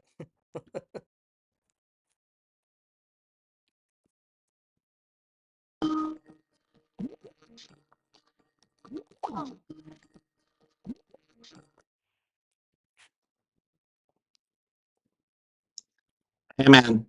Sorry, we'll try it again. I live off grid and everything just went down. So Yeah. the generators kicked in, hoping we're going to be good, but if we cut off another couple times, we'll do round two. So sorry about that. It's all right. These things happen a lot more lately than they used to. I'm not gonna lie. That's fine. Don't worry about it. Yeah. So clown costume, reptilian features. I think that's where I was last. The ruffle around the neck is another reptilian feature. It's called a lizard frill. Some lizards in Australia have a frill around their neck, which is very similar to the ruffle around a clown's neck. Clowns are often associated with having large shoes. It's to denote their giant original nature. Big feet, giants. On stilts, giants. Tiny hats, tiny umbrella, they're a giant in comparison to the things that they have in their hands. Big gloves, big hands, a giant. It's all just a symbol. The clown costume is just an amalgamed, mashed together metaphor for Nephilim features. And it was done by design by Freemasons in the 1800s. And I go into the history of that quite a lot in my book. I've been picking it apart and getting deep into the histories of the people involved, and I have it on good authority through my own research and through memoirs and just through the history of the situation that in the 1800s, a son of a Freemason called Charles Dibdin, they were both called Charles Dibdin, by the way, so Charles Dibdin Sr., the member of the Leicestershire Lodge number 2429, and his son, Charles Dibdin Jr., went on to take control of the most prominent theatre in London, which was Sadler's Wells. And then during that time, there was performances going on, and he shook it up basically and changed the costume of the pantomime character known as Clown. Now, this had never been done in 500 years. Clown has not changed his costume for hundreds of years. It's always been the same, okay? Plain white servant rags. That's how the clown used to dress. The clown character is based off Pedrolino, okay, which is the Italian version of clown where it finds its roots. Pedrolino is the servant of the rich man. That's his job. His job is just to be the servant of the rich man and to chase after Harlequin, who has stolen the daughter of the rich man. That's the comedy of the Harlequinade, of the pantomime. Clown and his master chasing after Harlequin and the master's daughter. But the costume hasn't changed. Suddenly, this son of a Freemason comes along in the 1800, and decides, I'm changing the costume, you're now going to dress like a psychedelic, fractal pattern, crazy monster-looking demon. For no reason. No one explains why he decided to do this. He just did. And no one explains where the inspiration comes from for the design. They just talk about how interesting it was and how it sets Clown apart from all the other characters and how it created a firebrand of a character that was never the same since, But it never says, oh yeah, by the way, he got the design idea from this. No one explains it anywhere. I figured it out. I figured it out. His father, turns out, was heavily into Indian Hindu iconography. His brother was a member of the East India Company and actually died colonizing India with the East India Company during this particular time period when Britain was colonizing India. He moved to India. He was going to live in India, but his ship couldn't sail because of bad weather and he decided to stay in England. He loved India and he was definitely well acquainted with Hindu demonic iconography, especially if he was a member of Freemasonry, which is, as far as I'm concerned, a continuation of these ancient Nephilim serpent worship cults of the past. So basically, he took the inspiration from the Hindu demons, specifically the Rakshasa, and the way the Rakshasas are dressed on temples and in artwork and how they dress in their ritualistic garb to represent Rakshasas all across the Indic regions, all the way to, going across to the archipelagos of Bali as well, and the Philippines and Borneo and all these places that have been inspired by Hindu mythology as well. Thailand as well, and Vietnam, all this region. They have this demon called a Rakshasa, which is shared culturally, and they look and dress exactly like the same costume he decided to change the clown into in the 1800s in England, because he was likely inspired by his family's obsession with India and was well acquainted with Indian demons. So it was modeled after the Rakshasa demon. And do you know what? This is new information, but someone pointed out to me in my last live stream. Season 2, episode 6 of Supernatural in 2006.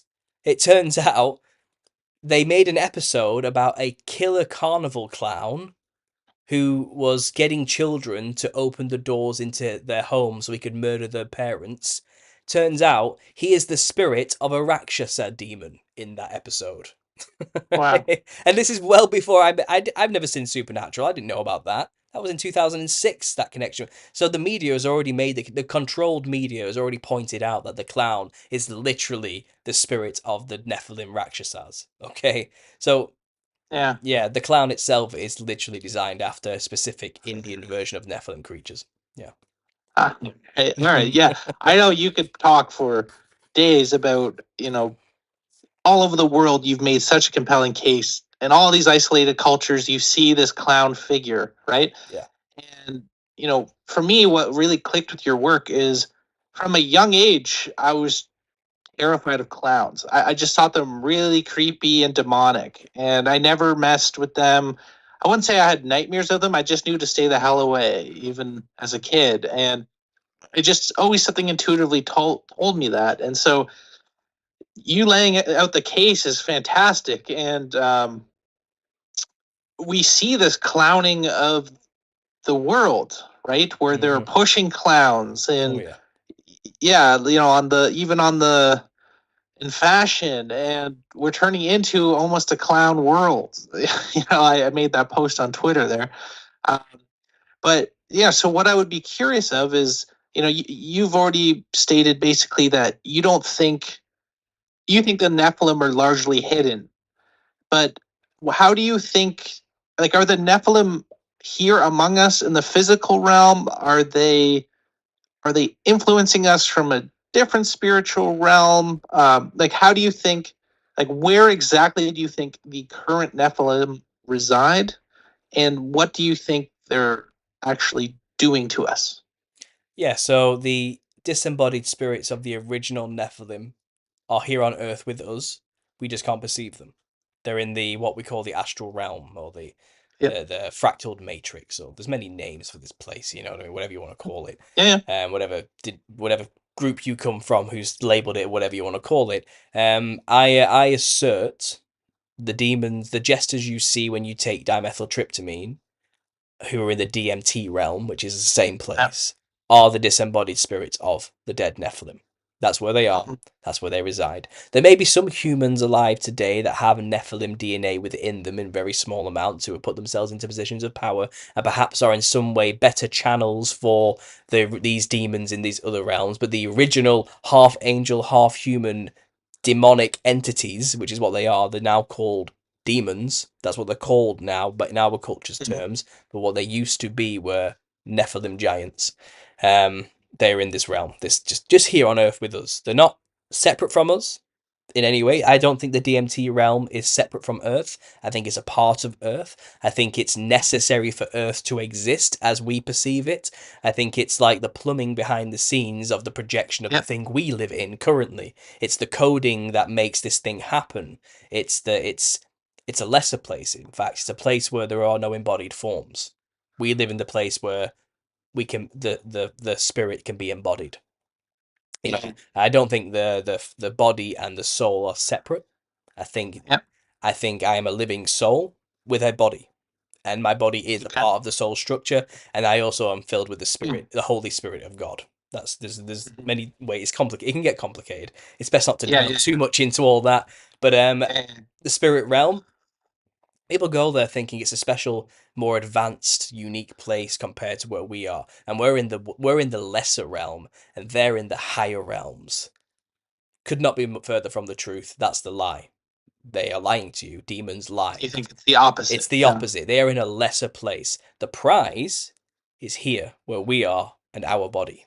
And this is where possession Mm. comes into the situation. This is the whole point of demonic possession. They want a body. They are craving to satisfy their urges and desires, their fleshly desires, but they don't have a mouth, eyes, a nose, ears, or fingertips. They can't experience pleasures of flesh. They cannot. They don't have a body.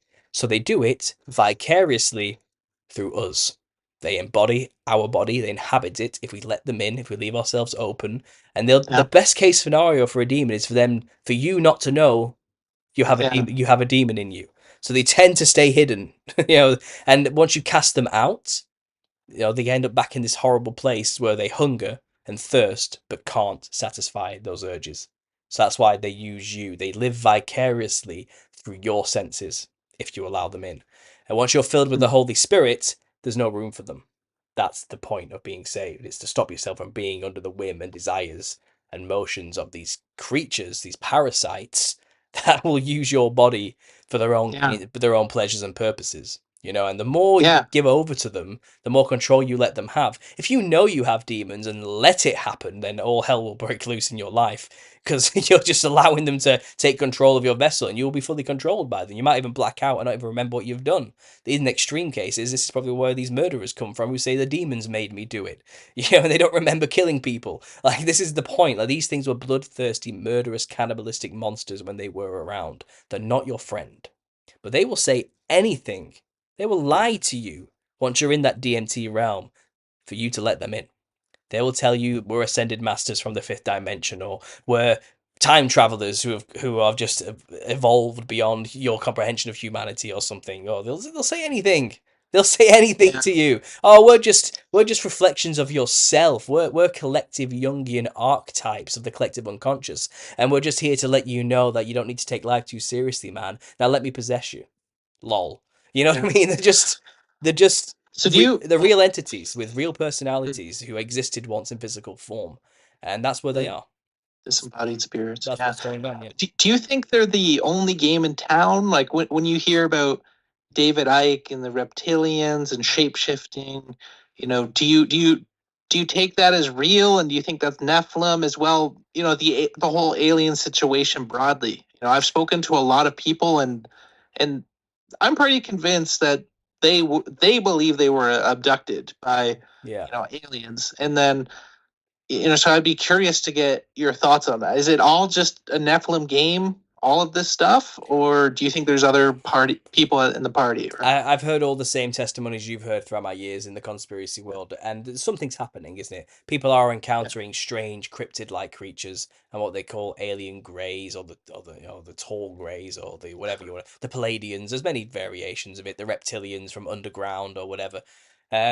Something's going on. People are having physical encounters with weird hybrid creatures. Absolutely, that's also happening as well. They're not the only game in town. I've seemed to find the way I can square this with biblical history is there was a period of time where humanity corrupted their own DNA by hybridizing themselves with animals. So you get dogmen, werewolves, mermaids, sirens, centaurs, half human, half whatever. There was a time where humanity did that to themselves just before and after the flood. There's evidence for both. I mean, it says that Nimrod, for example, became a mighty man. He became a Gibborim. A Gibborim is a title for a mighty warrior or a mighty man that was often associated with the giants. So when that in the context of that verse, it's saying Nimrod, who was a human from the lineage of, I think it was through Cush, through Ham, to Noah, he basically did something to himself to become a Nephilim, to Nephilimify himself. But they're not real Nephilim. That's my phrase, Nephilimify yourself, yeah. But the thing is, they're not a trademark. I coined that term. So the thing is, they're not really the faux Nephilim, the false, the humans who have just messed themselves up. They're not half angel, half human. They're not really Nephilim, they're just corrupt vessels who have utterly just destroyed the image of God through their own conscious decision and choice. They made the choice to do that to themselves. So I think in many respects, it's possible when they died, they were also stuck here on Earth, because the body and the soul are not separate. To corrupt the body in such a way, maybe to corrupt the soul in a way that makes it no longer compatible with leaving the Earth. So it's possible a lot of these disembodied demons aren't just Nephilim. They are humans who also did this to themselves, who were also I've heard you. I'm just speculating based on the histories, and it answers a lot of questions. I say it answers a lot of ideas and questions, but it also explains where cryptids come from, the cryptid phenomena. It's just the remnants that survived of these hybridized monsters, basically. And you get werewolves, skinwalkers, reptilian men. Now, these reptilian men sound to me like human beings who mix themselves with snakes and lizards. Not Nephilim, not hybrids between fiery flying serpents and human women, but humans who mutated themselves You know, just like the bad Mhm. guy from Spider-Man who wanted to regrow his arm. So he mixed himself Yeah. with lizard DNA and became a lizard man. Like, but his arm grew back, Yeah. but the consequence was he had nothing but evil in his heart continuously, and he wanted to destroy everything, and he became a, you know, so I think a lot of that kind of stuff was happening a very long time ago, and we see these monsters today, Mothman, you know, anything that's like a human animal hybrid is a result of this genetic engineering, this manipulation that's explained clearly in Jasher, in Enoch, and in all these extra biblical texts. Yeah. Okay. So do you mess around with the Tartaria mud flood theory? Like, do you think these old societies were actually of high technology, I comparable mean, I or in mean, excess to ours? Or? it's a deep subject, isn't it? That one, that's a whole podcast in its own Yeah. right. But Yeah. I've touched on it a few times on my channel. I've leaned also into the millennial reign, the millennial kingdom theory as well. That it's Jesus has already come and reigned for 1,000 years, like he said he would.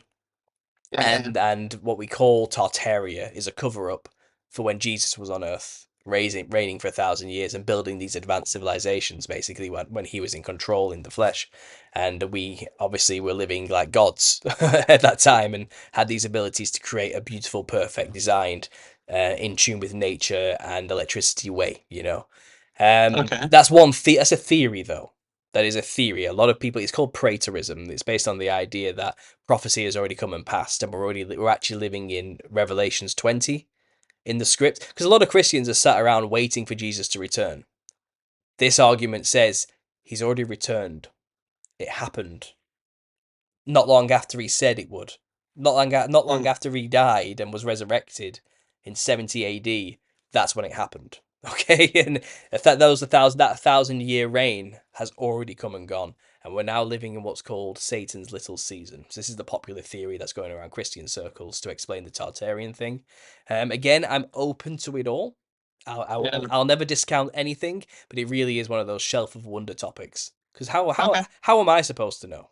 But something happened clearly. Yeah. Like, so I think some of these buildings are extremely suspect, and obviously the mud flood thing is very apparent. There's a lot of buildings Yeah. half kind of a little bit under the ground for some weird Yeah. reason. You know what I mean? Is something definitely happened, and the Christian angle of the millennial reign is a really fascinating take on it all. Really is. Okay. It really is. I'm gonna have to look into that. What Yeah. about so there's a lot of literature worldwide mentioning beings kind of similar to what you're describing who live underground Mhm. and they were here before we were, right? Is that does that tie into Nephilim in your opinion, or do you think again that's the weird hybridization gone awry? I would put it down to the hybridization gone awry situation. Okay. But there is also this other theory which might explain this. It also explains the reptilian men, the Mhm. lizard people underground, where they predominantly are. You know, did you ever see Midnight Meat Train? That really weird film, like from years ago, No. like a horror film. It's a film about this murderer on a train who kills people, and then like, Okay. and with a butcher's cleaver, like a mallet, you know, like to tenderize meat. That's his weapon of choice, right? Anyway, you think it's just a typical horror, but the spoiler alert: the catch is it's his job to get bodies to feed the lizard people to keep them Hmm. appeased so they don't come to the surface and eat everybody. So he's not actually a bad guy. He's just the person who has the unfortunate job of doing this thing that must be done. Otherwise, Yeah. the reptilians will come up and kill everybody. Do you know what I mean? So it's always been in the media that there's this underground race of reptiles people. And if you look at the biblical story, people have said, you know, the serpent in the garden who was walking with Adam and Eve and convinced Eve to bite of the apple was this race of reptilian men, was likely maybe a product of the seraphim. It Mhm. was their version of creation, something, an experiment of theirs. You know what I mean? Like a made in their image, in a sense, like a reptile man thing. But God obviously created Adam in His image and chose him to be the ruler over the earth, the tiller of the earth, the one that would be king over the earth. And He started teaching him all the things, and started teaching Adam how to name all the animals and all this, and didn't give it to the reptilian race. And this is where the rebellion is said to have kicked off. the reptilian seraphim saw this and says, why didn't God choose the reptilian man? He's clearly the more superior species. This is an affront to us and everything we've done for him. They got upset about that. So I've heard theories, that like you said, they're far older than us. It's possible they were around walking in the Garden of Eden during this ancient time as a race of beings akin to humans in a way, but of a reptile nature, not mammalian. And it's like the gall that God chose a stupid monkey mammal over the superior reptile to rule over the earth is a lot of where the rebellion was mustered and harnessed in the angels. I've heard that theory, but I don't know. I don't know this, but I love speculating about it. It's fascinating to get into. But I've heard that theory, so that might explain what you're talking about. That this really is an ancient race, and I think it says, the punishment of the serpent was that you will crawl on your belly and eat dust for the rest of your days. You will, you will bruise the woman. There'll be enmity now between the woman's seed and your seed. So your offspring and humanity's offspring. There's going to be a war between you forever now, and you will bruise their heel and they'll crush your head. So it's kind of this, you're now cursed forever. And, to eat the dust of the earth may imply you and I'll have to live underground. It could be that. Yeah. But, I'm just, again, spitballing with the concepts and the words used. So maybe there is a subterranean race of lizard people who have been cursed to live under there since the Garden of Eden, and what the role they played in corrupting humanity along with the seraphim angels. Because if you're a reptilian and you've got these reptile gods above you, they're just like you, so you'll probably do what they say. And if this reptile god comes up to you and says, listen, can you see what God's done there? He's chosen Adam over you. That's not right. That's not cool. We were here first, right? So why don't you go over there and convince them to do that thing God said not to do? It's possible it's like a birds of a feather flock together situation. The reptilians stuck together on that one, and obviously, who knows? I'm just speculating off the stories that we have, but it does seem like people always talk about encounters with a reptilian race of some kind, and it's in the media. They talk about them all the time, So are they Nephilim? No, they're not. From what I've seen, they're something else. They're like Nephilim are specific creatures. They are fallen angels who have mixed with humans. They're a mammal reptile hybrid. They look like clowns as well. They look psychedelic and crazy and stupid. So yeah, that's the difference. Yeah, because the reptilians are always drawn the same: green skin, big yellow eyes. They're always the same, aren't they? There's nothing clownish about them particularly, and I think that's because they are a specific class or race of entity that does exist, probably still in physical form. So yeah, who knows? Yeah, like in the occult, right? They'll use many different symbols to explain the same thing, right? And they'll have different manifestations. Like Saturn is also the check mark, is the square, is the eye of Sauron. And so for me, when I heard your thesis, I kind of tied it in with the whole reptilian thing. But I guess ultimately we're just speculating extreme hypotheticals here. But no, I like I like what you're saying. And the justification. Yeah, like you'll be at their heels, eating dust. That's interesting. So I see what you did there, and I appreciate it. When you see let's say in the world politically, do you see a certain group being more Nephilim adjacent? Yeah, you've got to be careful here. You've got to be careful what you say right now. I called them the multicolored collective to get around actually talking about the individuals in question here. But yes, there are a certain group of people who do seem to be heavily influenced by the demonic, as shown through their color palette and designs and the things they choose to wear. I think the spiritual world is a reflection of the physical. That's what's understood by these ancient tribes, and dressing like the thing attracts the thing to possess you. But also, if you're also heavily possessed by something already, you will reflect that in the things you choose to wear in the physical realm and the way you make yourself up to be. And you find members of the multicolored collective, which, by the way, is a huge umbrella of different classes of people with different ideologies and beliefs, but they all fundamentally eat each other alive in the end, but their flag is the multicolored flag, we'll say. They like to go on huge processions in which one of the worst possible sins is their logo, pride. So it's kind of these people, do seem to manifest the spirit that's guiding them, which is the psychedelic, fractaled, multicolored Nephilim creatures. And what is a gentleman who chooses to make himself up like a female, but something that looks incredibly clownish today. Yeah. I think I said it in the most politically correct around the algorithm way I could possibly explain it. But yes, people know what I'm talking about. People say it in the comments all the time. They look like clowns, don't they? And what they're really channeling is the Nephilim in a way. Yeah. Yeah. But what about, there does seem to be on the world today a lot of evil that's not only clownifying, kids and pushing what you're discussing, but Yeah. kind of trying to bring forth an Old Testament, uh, Old Testament prophecy and make it reality on the planet today in terms of following kind of Old Testament doomsday prophecies and such that have immense power, economic, and media and such.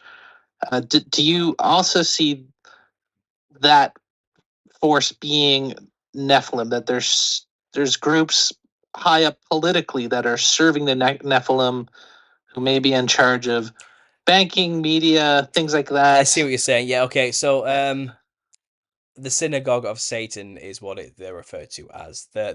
We know who the master truly is. They are not the people they claim that they are. Okay, so that's the best way to summarize it very quickly and as succinctly as we can without getting too in trouble.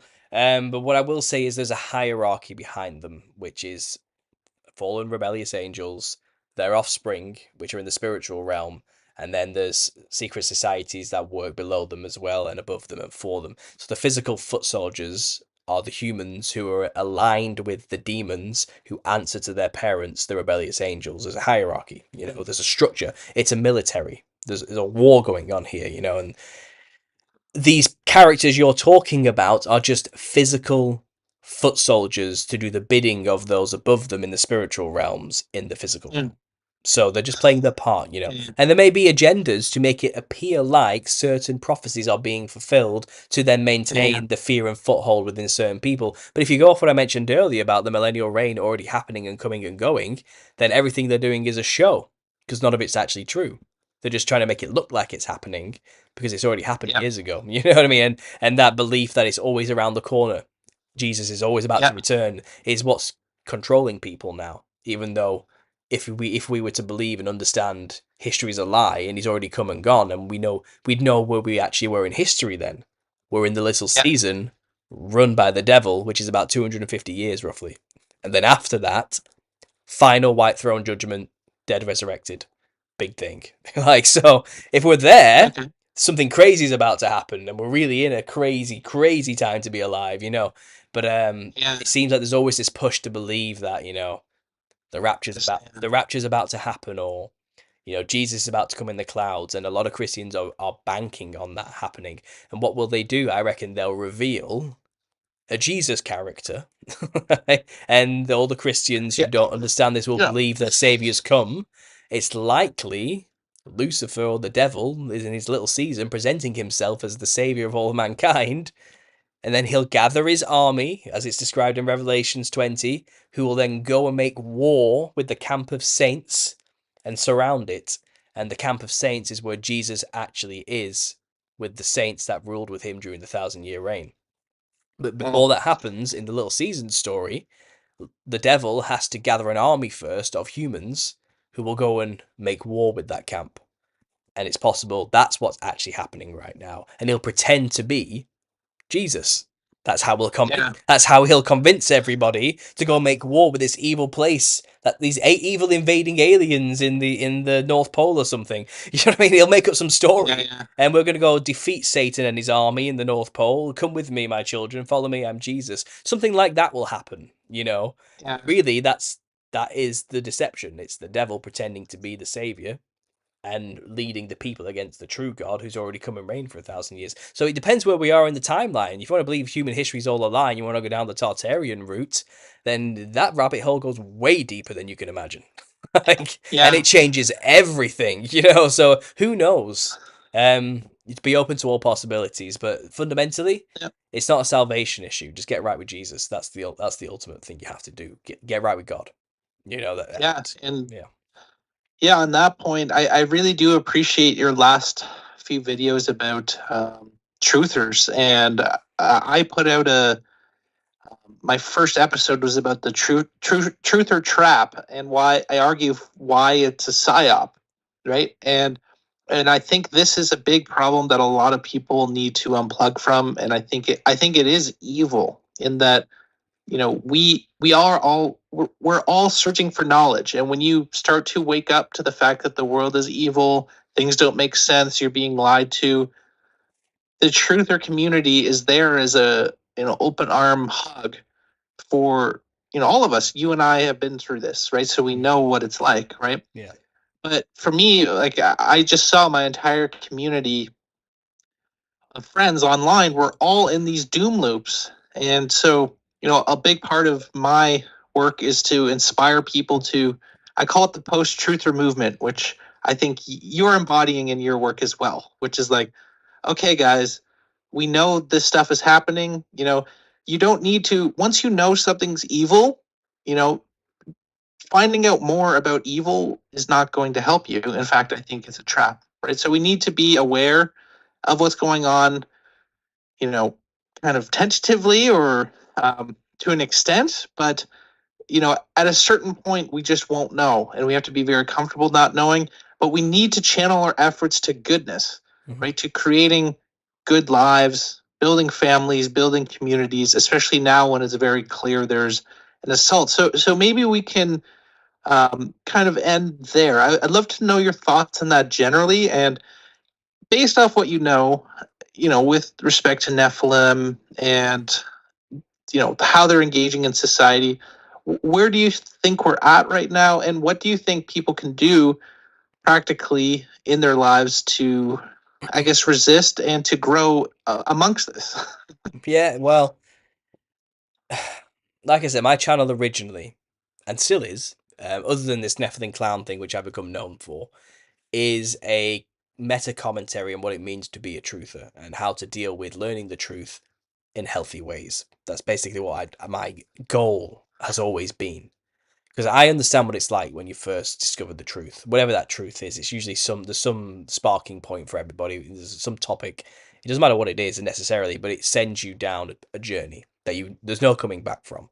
That which has been seen cannot be unseen type of stuff. You can't just suddenly forget the truths you've learned and the corruptions you've come upon. And I understand that Yeah, journey is very destructive. Okay, for many reasons. So first of all, people tend to discover these things, and the first instinct is to go running to their friends and family to tell them what they've learned out of love. It's I want them to know the truth too type of attitude. And if they just see it, they'll understand. And it's based in naivety, unfortunately, because what they realize is they hit a wall, a very brutal wall of rejection. The family and friends reject them wholeheartedly and look at you and say, "You've lost your mind. You've gone crazy. Are you okay? Do you need help?" And it's like they won't listen to anything you're telling them, and you then start to feel insane. It's like you're being gaslit. Am I insane? What's going on here? You can start to spiral yourself, and then it becomes this. No, I'm not insane. They're all crazy, and you start to turn against these people, and you start calling them sheeple.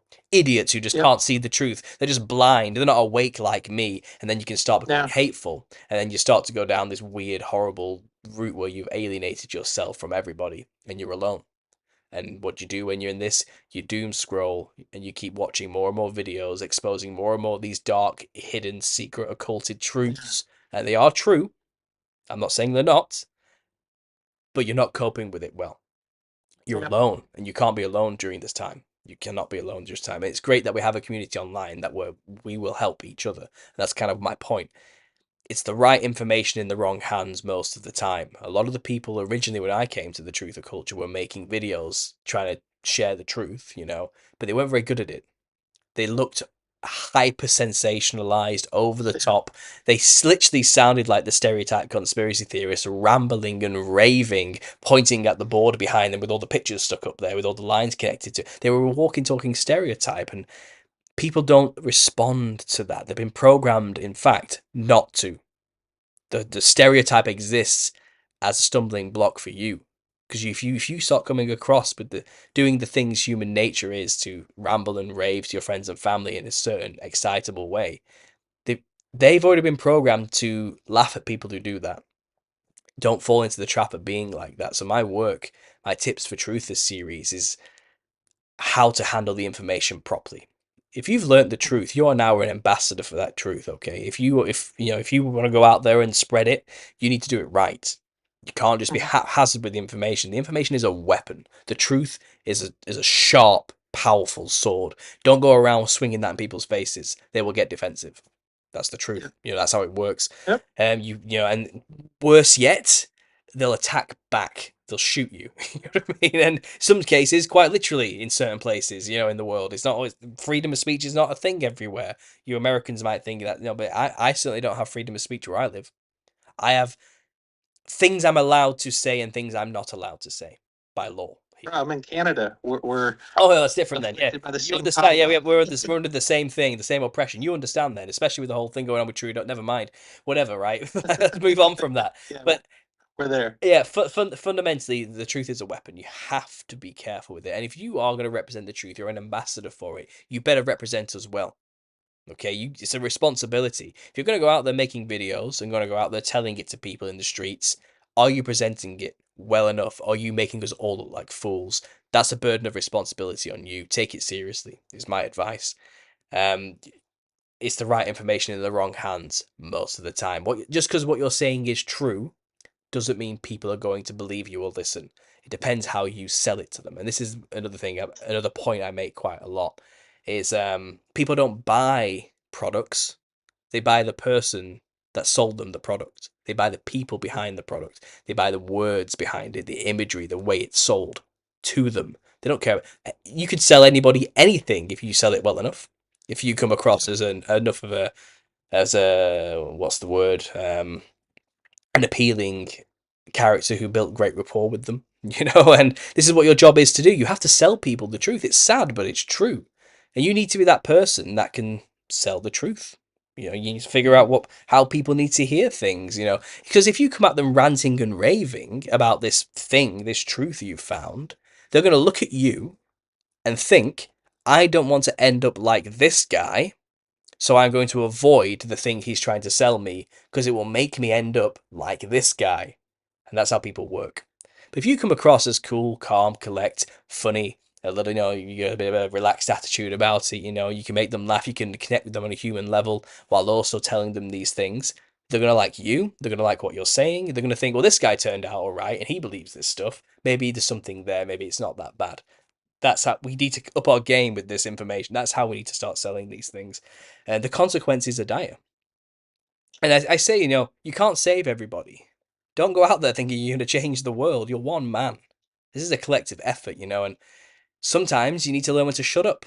Sometimes maybe it's not right. And some people do not need to know these things. And this is the truth. Some people have too much going on and are never going to know.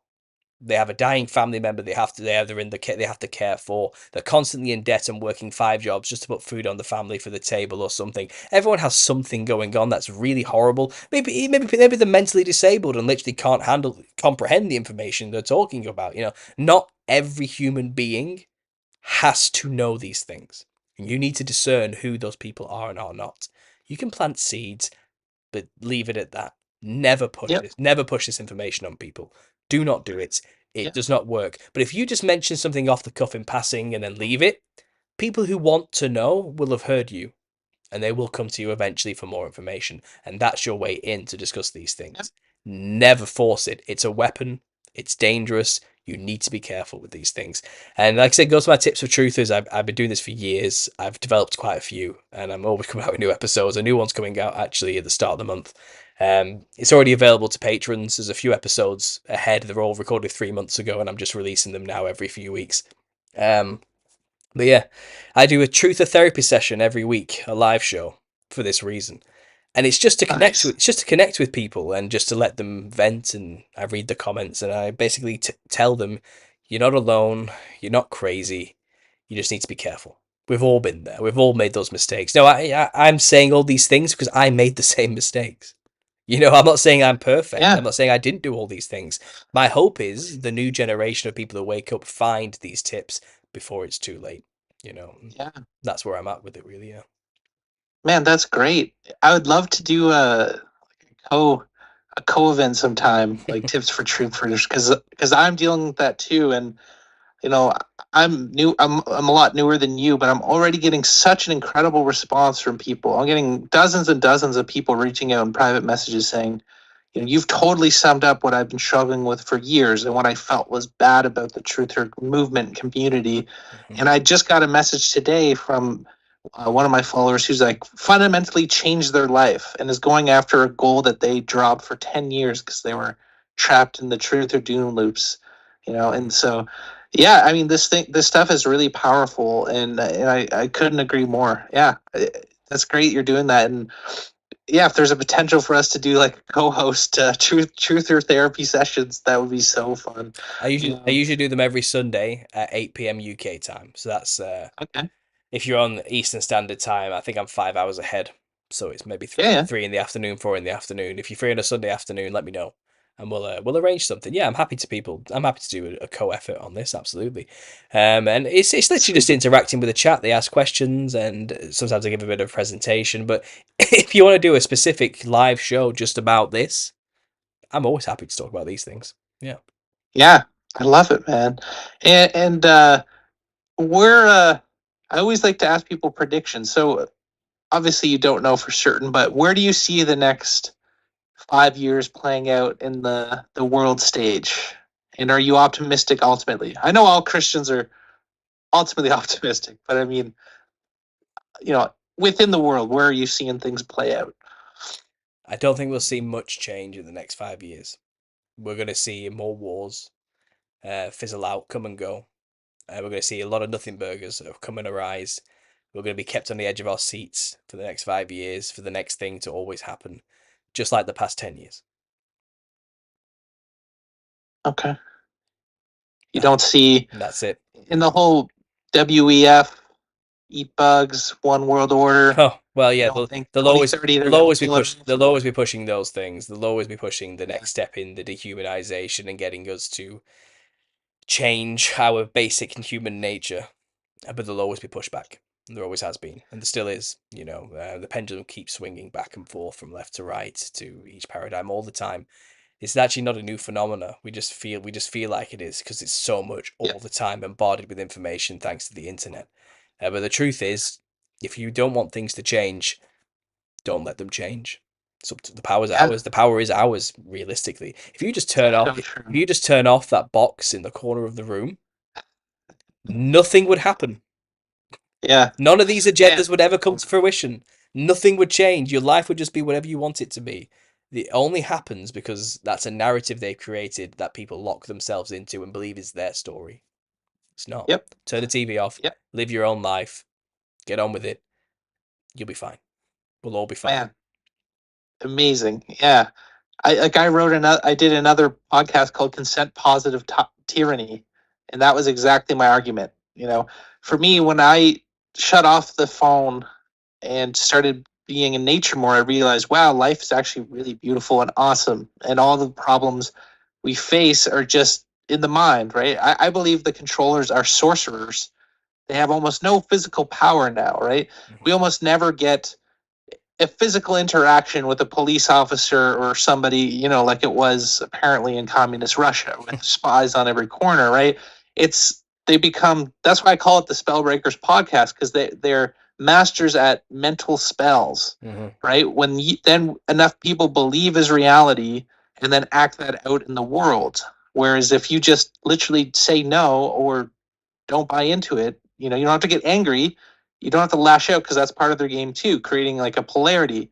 You Mhm. just say no and create goodness in your life, and you've won. And it's a way simpler, right? They always want it to be very complex, but Mhm. I see it as that simple. Turn off, you know, make families, turn off the screens, and live good lives, right? And Yeah.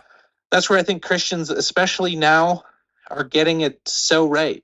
Especially where I live. Like, all our friends are Christian families who are just crushing it, having kids. We're growing food with them. It's great, man. So yeah. All right. Well, yeah. Anything else to add, Paul? I know we've over the 2 hour mark here, but Yeah, yeah. one last tip, which kind of matches in with what you were saying, is if you are in the doom loop, take a break, turn it all off, go be with your friends and family. Do not watch another video for at least 2 weeks on anything to do with truthers or topics or doom or anything at all.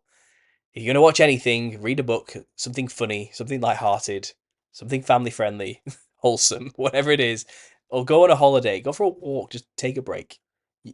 The world's, it's not going anywhere, and you're certainly not going to change the world overnight. It's not going to miss you. Just go take a break. Okay, I took 5 years before I came back to YouTube, and in those 5 years, things got better, and I was in that doom loop. I was there before I took that break. I kind of thank God I got forced off of YouTube because of it, because I think it saved me from going down a very dark place. I've been there. Oh yeah. So I'll just end with that bit of advice. It's okay to take breaks. Don't beat yourself up for it. The fight's not yours alone. There's plenty of us out here fighting as well. Don't worry about it.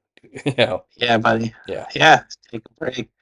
Man, love it. Yeah, and I see the reality of God in your life and in your story. The fact that you come through all of that and you're crushing it, man. So, yeah, praise be to God. And mate, thank you so much for your time. I loved it. It was fantastic. Sorry for the internet mix-up. It's the struggle of off-grid life. So So, don't worry glad about it that. worked. Thanks for having me. It's been great speaking to you. We'll do it again sometime, definitely. Cool, man. All right.